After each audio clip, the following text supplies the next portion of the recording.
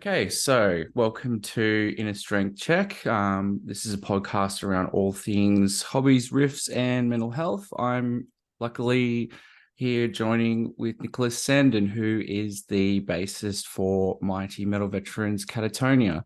Niklas, how are you going? I'm doing good. Mm, It's a gray day here in Stockholm, and okay. it's kind of it's turning from summer to autumn. It's kind of like it's this thing where you never know when the changes of seasons is gonna shake hands here in Sweden. So it's Mm, been a very long summer, which has been a little bit, very hot in the beginning and kind of weak yeah. now in the end. But now it seems like it's finally turning into autumn and soon fall as well. Ah, nice. Yeah, I was over in Europe recently myself, and I was actually surprised by how hot it was over there. Um, Oh, really? Cool. Yeah, yeah. So, you guys have had a busy summer. In fact, you've had a fairly busy year. So, in terms of like the seasons and everything, how's the atmosphere of the Catatonia camp at the moment? What's the sort of vibe like for the band right now? It's a good vibe. We Mm-hmm. uh, we are working closely together to do the best shows as possible, and I Mm. think it's a good atmosphere and when we're going out performing and yeah, I don't think it could be better. That's great. That's great to hear. So you guys have sort of gone from, I mean, with everything that's, the obvious that's happened in the past few years, you guys have gone from a few more sort of, I guess, sporadic tours, funnily enough, during the peak of the pandemic in 2022 in 2020. But it looks like you guys have had a really solid touring schedule across Europe and elsewhere in the period since, especially this year. Have you found yourself with this transition back to more regular touring? I'm obviously very excited about that Yeah. everything is coming back, Mm, but yeah, it's been we're very much going from standing in the pit stop waiting waiting for the raceway to be cleared and then just kind of shooting off in 200 kilometers in an hour because everything just happened kind of like yeah, all at once, yeah. just just kind of like as the pandemic hit us, like it Mm, just opened up again. mm, A few hints of opening up and then closing back down again, of course, but then when it finally opened up and we could start touring, it was quite intense. And mm, we did one tour for City Burials last year in the mm, States, which sadly was the only one for that record. mm. But that was great that we could kind of squeeze that in and having that tour just before the release of the new album, which was on the 20th of January this Right. year. Yeah. So you guys have been So, cycling pretty regularly between album releases and touring in the last few years too. oh yeah, it's been kind of like this same kind of like cycle that goes from ending a tour and then it's songwriting mode Mm, and then recording it, mm, releasing it, and then going on an extensive touring mm. period. Right. So it's so except for us not being able to play songs and tour properly for City Burials, it feels like it's been the kind of the regular natural cycle of things for us. Right. So it's which feels great instead Mm, of sitting around waiting yeah. for for the world to open up and then do an City Burials tour and then start writing Yeah. for a new record, because that would have put us back 2 years or something Mm, in mm. terms of releasing albums. And I don't think that neither us or the fans would have been super excited about that. So it was great also to have something to work towards during these dark years. Yeah. Yeah. And coming, I guess, going into that sort of like 200 kilometers an hour full throttle that you mentioned before, have you found, or has the band found any difficulty, I guess, adjusting back to that cycle? Or do you feel like you guys are kind of back into the swing, back into the groove of it? I think personally for me it was kind of a transition period where Mm, I felt like, but because it had been a good few years before, like since getting on a tour bus and yeah. being on that for such an Mm, extended stay, and mm, especially just going off from one tour bus and then having like a month at home and then going on another one, which would be like another 4 or 5 weeks yeah. in a small environment with lots of people and not having any kind of private space for your own. So it was kind of like a transition thing for me, Mm. but I eased into it quite well. Oh, it's good. Into the nomad life. Exactly. Yeah. Yep. And the only thing that separates you from the others and your private area is kind of like this small curtain to Mm, your bunk in the tour bus. And mm, not even then it feels like really private space, because people are, of course, they're using the bus as their second home, which is and they can stand and having chats and whatnot, just mm. on the other side of the curtain. So so that's kind of like the thing where it was going from lots and lots and lots of own time and being at home, Mm, and then being back together with people 24/7. So it yeah, was yeah, intense transition, but it was fun, and I wouldn't trade it for anything in the world. awesome. I'm glad to hear that. And in terms of talking about tours and transport, obviously with your upcoming tour that you've just announced, Australian tour, first tour since 2016, I believe.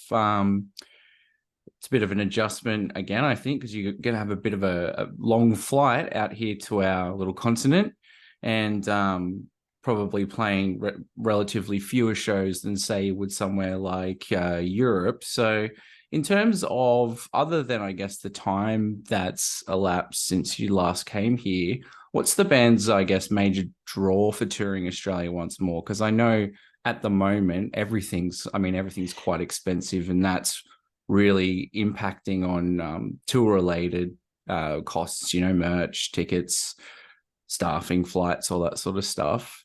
Um, yeah, I guess I'm interested to hear what kind of for you guys, what's your sort of main motivations other than just coming back for touring Australia again? Main motivation is, of course, to perform in front of Australian crowd, because it's always been great, and Mm. also that it's the hospitality is just spot on. It Oh, uh, it feels very much like in most parts of Europe that you get very well taken care of, and that mm, people are happy and genuinely excited about you coming there. Not mm. like some places which, of course, I won't mention. Uh, but where you feel like you're just coming there and they can't wait for you to fuck off, and go Yeah. somewhere else, and that you're just kind of like a pain in the ass in the day for Mm. them. That just like, okay, come in, do your stuff, and then get the hell out of get the hell out as soon as possible. But it's never been like that in Australia. It's always been I think it's very yep. very nice welcoming, and always good and happy attitudes, and that extends like way out from way out of the venues as well. When Mm. you go around, have a walk, it feels like it's a good vibe, and it's a good attitude from everybody.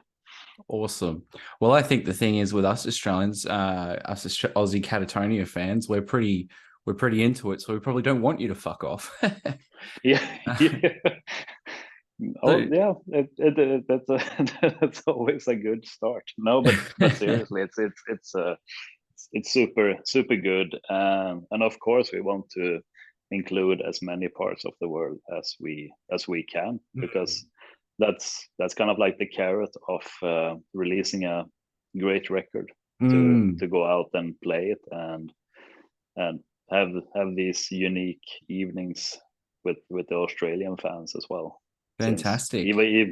even though it might be the same set list for each evening, I don't know yet, but even though it's every evening is unique in its own little way, and yeah, but yeah, also it's always the case of feeling jet lagged. So it's, even if you don't drink, it feels like you're a little bit hangover when Yeah. Australia, Yeah. which is Yeah. yeah. I Lots of remember coffee. this. Lots of coffee. I remember this one time when we were supporting Opeth in Australia. Must be over 10 years back. 2012, And I think, roughly around then. yeah, Yeah. that sounds about right. It was for their heritage album, and we had pretty much just landed, came to the hotel for a few hours of sleep, nap time, but they hadn't managed to get the rooms ready, so we were just sitting in the lobby until waiting for the van to take us to the venue, doing sound check, and then perform live. And it, even though I was sober, it felt like I was playing with 7 beers in the system. So it was a matter of just putting the bass away and then fall into a couch and pass out. So it's always extreme measures, but now we're doing Japan before Australia. So it's Okay. gonna be a little bit like easing into it, and have a few days off at least, like before the whole no sleep till thing starts in Australia, since the shows are back to back, so there's gonna hardly be any sleep. So I think by the end of the tour, most of us is gonna look like Alice Cooper. So it's gonna be another. He's still performing, mate. He's still performing. Yeah. So Oh yeah. that's a good Way sign. better. Yep. Yeah. With more energy and attitude Yeah. than us. So kudos to him. Yeah. Well, speaking of going back to No Sleep Till and Australian tours, one memory of your guys' live show that I'll never forget was when you guys played the Brisbane No Sleep Till Festival in 2010, it must have been. And I remember this guy's kind of grade just on the verge of your set, and there was this downpour just as it started. And I just sat there thinking, look, although you're not playing like brutal 400 beats per minute death metal, that was kind of one of my heaviest gig memories to date. And then I also remember seeing you guys at Tivoli, must have been 2011, 2012. And in that, juxtaposing even between that outdoor and indoor settings, two very different settings, both of the performance felt very atmospheric, very like anthemic, but very like sort of somber as well. With that, is that something that you guys, with that feeling that we get on our side of the stage, is that something you guys feel it sort of just comes naturally through your music and your stage show, or do you guys actually kind of consciously discuss ways of creating that atmosphere live? I think it just comes natural, and it comes natural for us since we're a bunch of semi-depressed guys from Stockholm, with where the sun shines a few days a year. It's a little bit better with the sunshine nowadays, to be honest. But it comes natural for us, and I think there for the No Sleep Till tour, which was a great one. It was. I mean, it was one of those really unique experiences. And with the rain and everything, the downpour, we brought Tumba Weather, which is a place just outside Stockholm where the sky is mostly gray all year round, and Oh wow. it rains. So I think we brought the Tumba sky to Brisbane. It worked. It was great effect.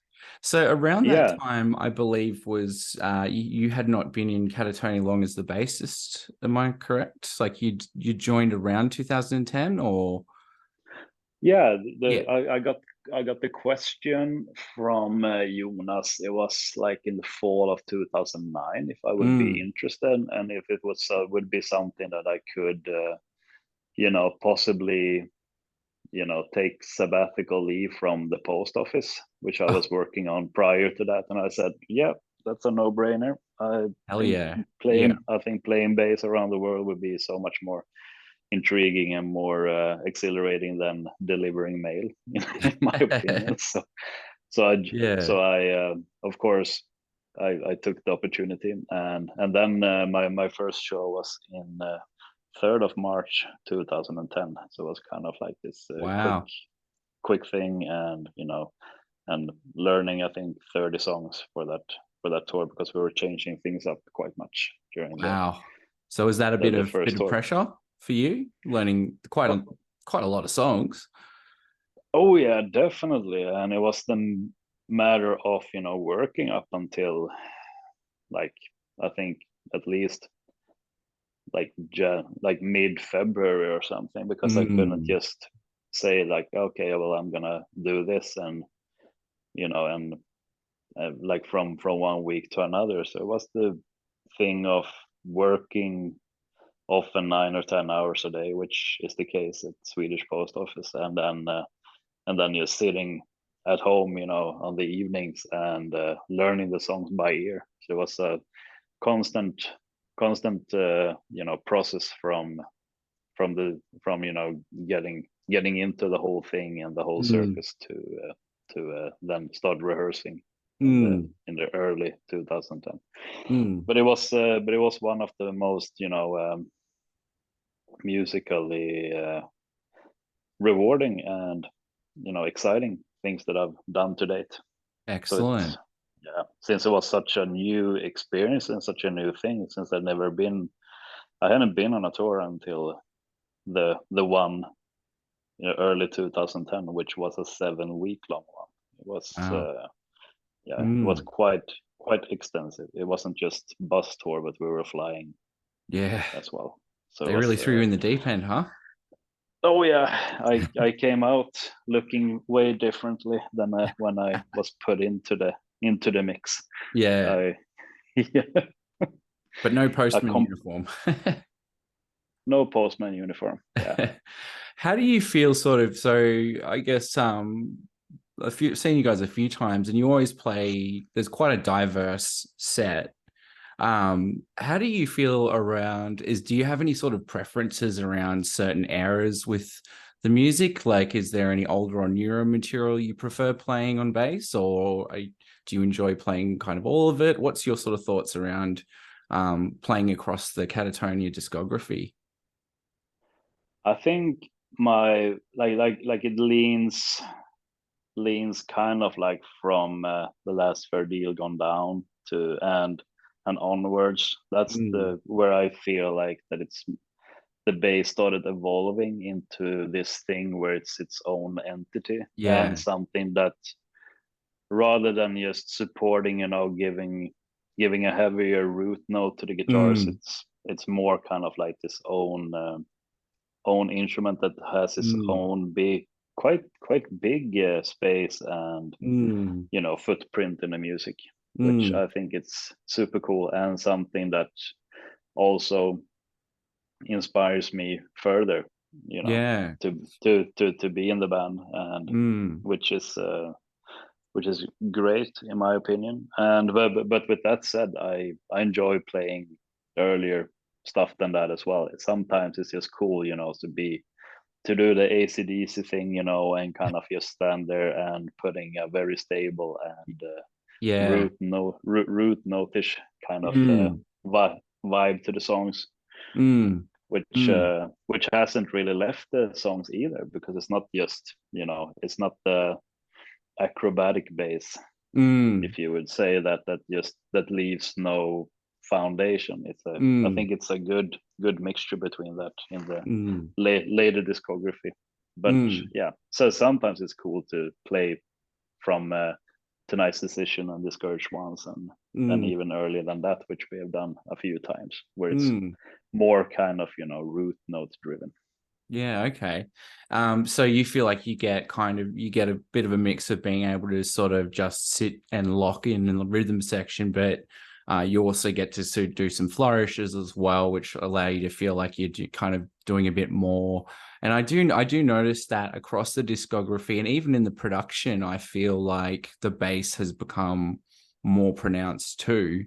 So it sounds like you've got a nice variety. And look, without I know you guys don't want to give away any trade secrets ahead of time, but what's the set list been looking like so far on tour in It's terms? been Mm, Yeah, it's been quite fixed now for a good while. We're mm, trying to incorporate, supporting the new album as much mm, as we can without that being too overpowering.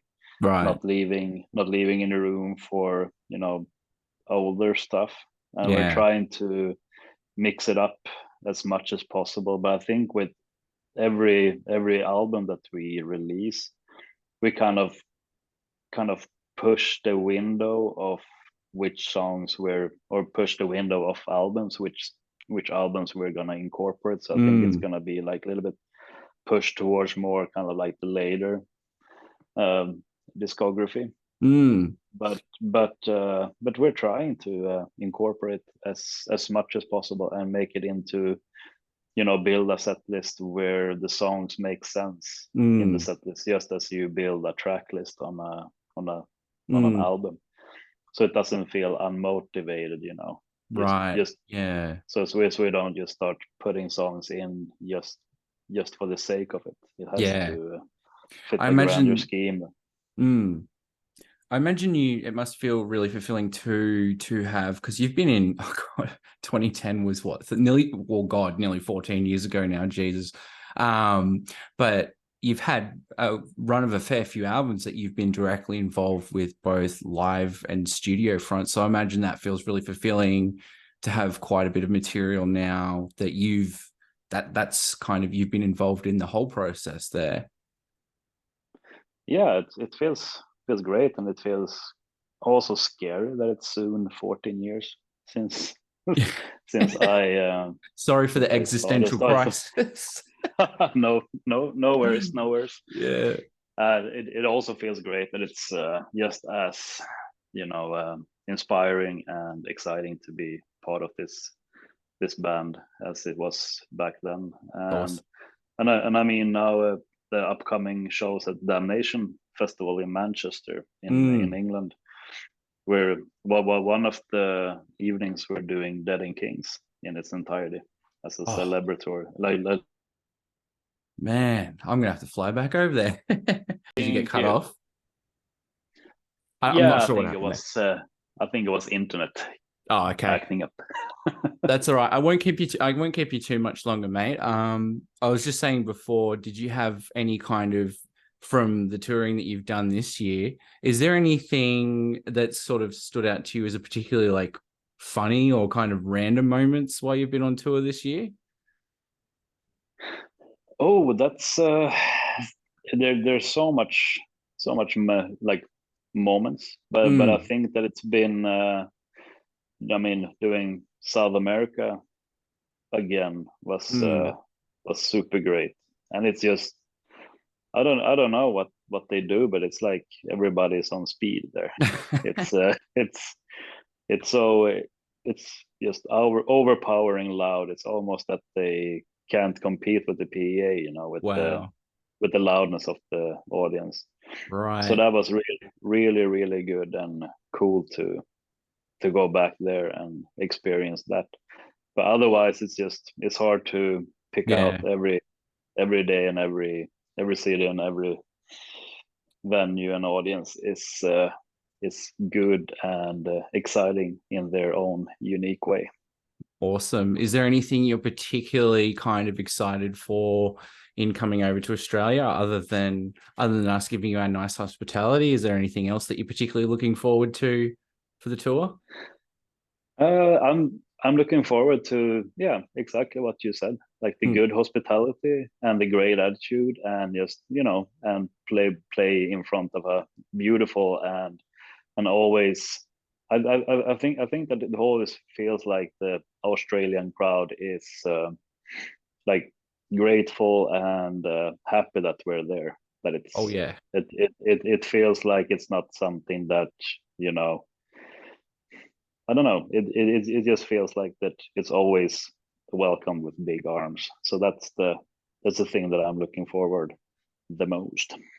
Well, I look forward to personally seeing you guys when you tour. I'm definitely going to be on the Melbourne leg, and I'm going to do my best to try and give those South Americans a run for their money with yelling every word. Yes, that sounds good. And you have to sing the guitar leads as well. Yeah. Oh yeah, geez, I'm gonna have to start practicing. Yeah. All right. Well, thank you so much, Nicholas. I've really enjoyed this opportunity, and I'm really looking forward to see you guys when you tour next year. So thanks so much, and I'll leave you to the next round of interviews. All right. Thank you, Brady. It's Thank been a you. pleasure. Thank you. Enjoy your day. Thank you. You too. Bye bye.